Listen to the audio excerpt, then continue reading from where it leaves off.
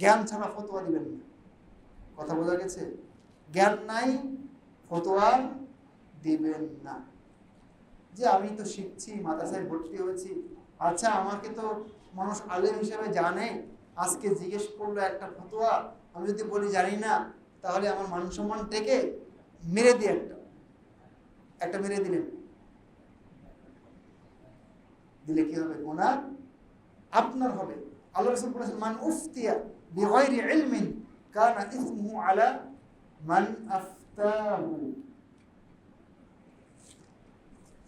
যে ব্যক্তি ফতোয়া চাইল আর তাকে ফতোয়া দেওয়া হলো জ্ঞান ছাড়াই, কথা বুঝতে পেরেছেন?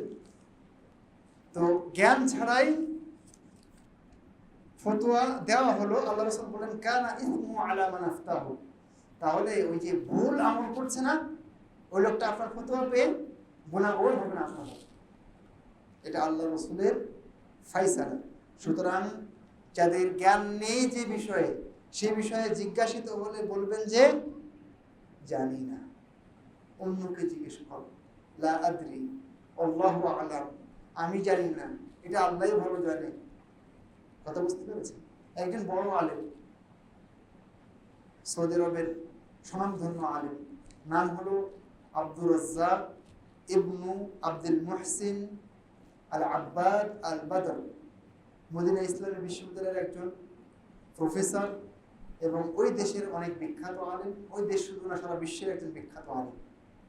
একদিন ওনার এরকম একটা দার্স শেষে আমি ওনার পিছু নিয়েছি একটা মাসআলা জিজ্ঞেস করার জন্য।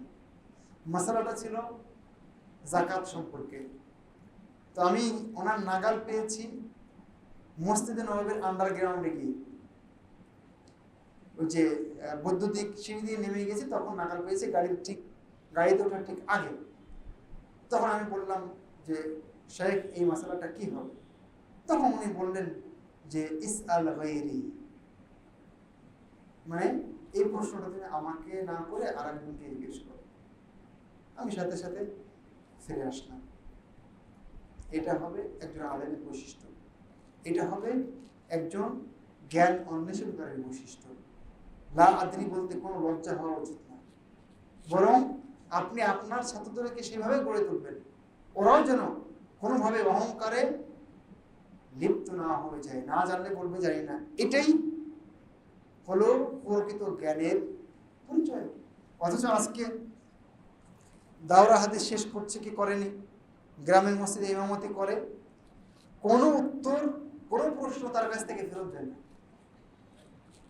যত প্রশ্ন, সব প্রশ্ন উত্তর তো জানা আছে, দিবেই একটা উত্তর।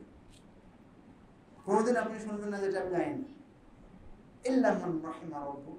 তবে হ্যাঁ, এর ভিতরেও কিছু ভালো আছেন যারা এই বিষয়গুলো খেয়াল করেন।